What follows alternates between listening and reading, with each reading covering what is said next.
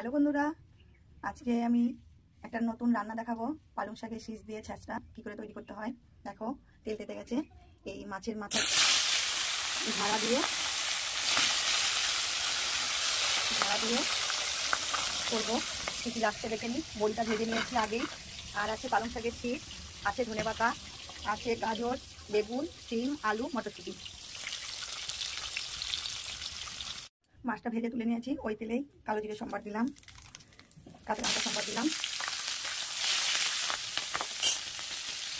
এবার ধীরে ধীরে সবজিগুলো দিয়ে দিলাম।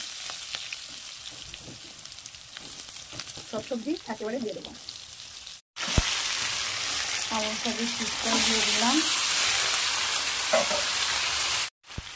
ভেজে দিলাম। পরিমাণ মতো লবণ দিলাম।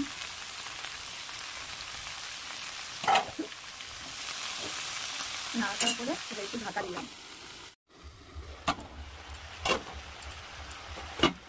এবার ধনেপাতাটা দিয়ে দিলাম।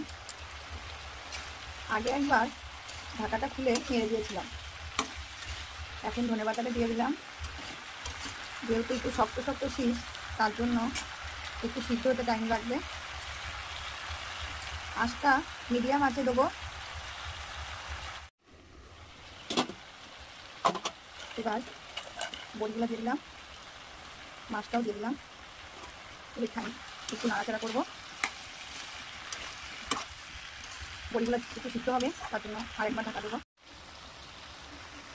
নামানোর আগে একটু চিনি দেবো। চিনি দিলে একটু, সব তরকারিতে একটু চিনি না দিলে ভালো লাগে না। আর মশলা ছাড়া ছ্যাঁচড়া এটা, মাছের মাথা দিয়ে বড়ি দিয়ে, কোনো রকম মশলা নেই, মশলা ছাড়াই ছ্যাঁচড়া।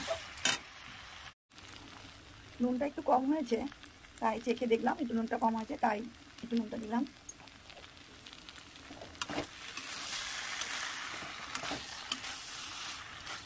দেখতে খুব সুন্দর হয়েছে, খেতেও খুব টেস্টি টেস্টি হয়েছে। এরকম আমার মতো মশলা ছাড়া আপনারা বাড়িতে ঘরোয়াভাবে রান্না করে দেখবেন, খুব টেস্টি টেস্টি হবে।